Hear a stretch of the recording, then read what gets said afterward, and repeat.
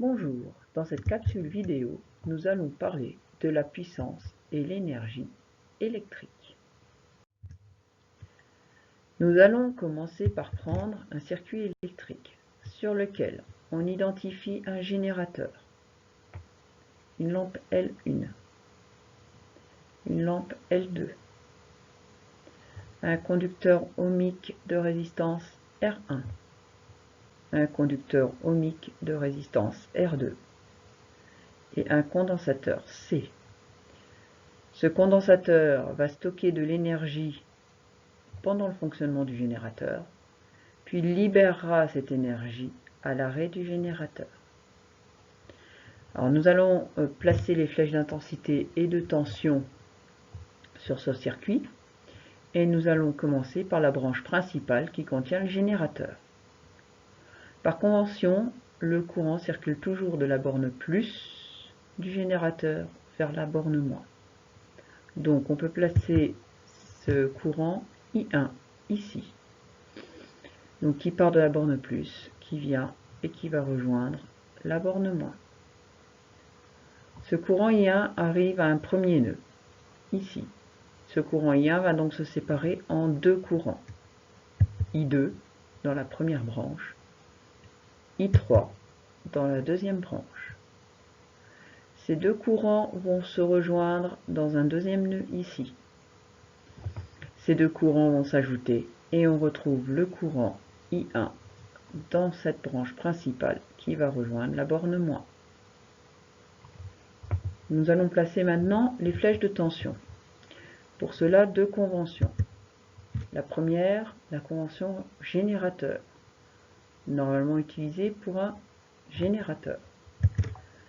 Dans ce cas, les flèches de tension et d'intensité sont dans le même sens au niveau du dipôle. Je viens donc sur mon générateur, je place la flèche de tension dans le même sens que la flèche d'intensité. Et cette flèche de tension, c'est grand E, la tension aux bornes du générateur. Une flèche de tension se place à côté du composant, une flèche d'intensité se place sur le fil. Ensuite, nous allons placer les flèches de tension aux bornes de chaque récepteur. Ce sont tous des récepteurs. Alors, on va utiliser la convention en récepteur. Dans cette convention, les flèches de tension et d'intensité sont de sens opposé au niveau du dipôle. J'ai donc la flèche de tension aux bornes de la lampe L1. Elle va aller vers le bas. Pourquoi? Parce que le courant I1 circule ici, tac, tac, tac, tac, tac, tac, tac, et ici, au niveau de la lampe, il est en train de remonter. Ma flèche de tension doit donc aller vers le bas, convention récepteur. Nous allons avoir la même chose avec le condensateur. I2 descend, la flèche de tension de UC monte. Idem pour R1. Le courant I1 va descendre au niveau de R1, donc la flèche UR1 va monter. Pour L2, la flèche UL2 monte, et pour UR2, ça monte. Nous avons donc placé nos flèches de tension en respectant les conventions générateur et récepteur. Maintenant, comment calcule-t-on la puissance électrique? La puissance électrique est égale à la tension fois l'intensité. Donc la puissance du générateur, fournie par le générateur, c'est la tension aux bornes du générateur fois le courant qui traverse le générateur. La puissance de la lampe, c'est la tension aux bornes de la lampe fois le courant qui traverse la lampe, etc., etc., etc. Pensez bien à indiquer ici le composant dont vous parlez. Également pour la tension, est-ce que c'est UL, UC, UR, UG? Et l'intensité, est-ce que l'intensité dans quelle branche vous prenez? P est donc bien la puissance en watts, U la tension en volts et I l'intensité en ampères. Alors, attention, cette puissance, si on est en convention générateur, U et I dans le même sens, on trouve une puissance positive. Normale, le dipôle fournit de l'énergie électrique au circuit. On est sur un générateur, le générateur fournit de l'énergie au circuit. Parfois, on n'a pas respecté, on a mis une convention générateur sur un récepteur. On se retrouve avec une puissance négative. C'est pas grave, ça veut simplement dire dans ce cas-là que le dipôle consomme de l'énergie au circuit et que nous avions bien affaire à un récepteur.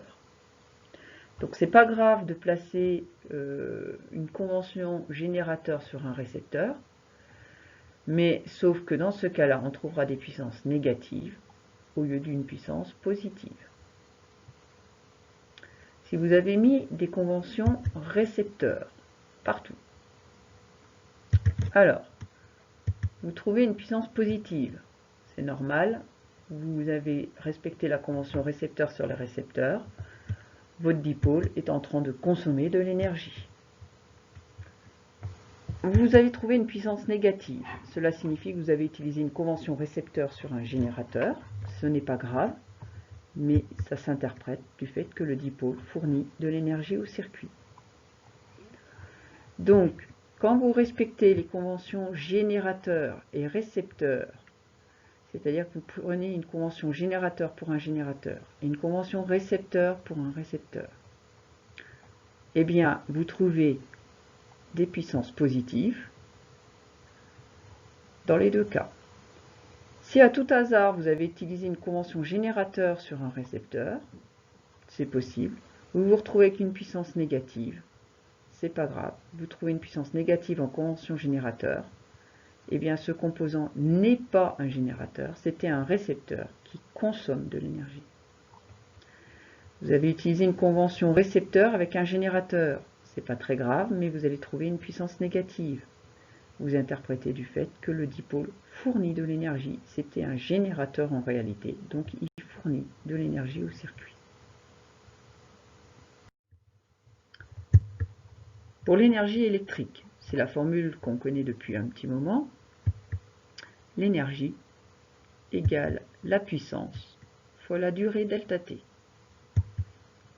E, l'énergie en joules, P, la puissance en watts, et delta T, la durée en secondes. Il arrive parfois qu'on exprime l'énergie en wattheure. Eh bien, 1 wattheure, ça sera 3600 joules. Enfin, le but étant de faire un bilan de puissance. La puissance fournie par le générateur doit être égale aux puissances consommées par les récepteurs. Donc, ce qui est fourni par le générateur est consommé par les récepteurs. Et comme parfois il arrive qu'on ne respecte pas les conventions générateurs sur les générateurs et les conventions récepteurs sur les récepteurs, le plus simple est de dire que les puissances où l'on a respecté les conventions générateurs, U et I dans le même sens, est égale aux puissances dans les conventions récepteurs, U et I dans le sens opposé.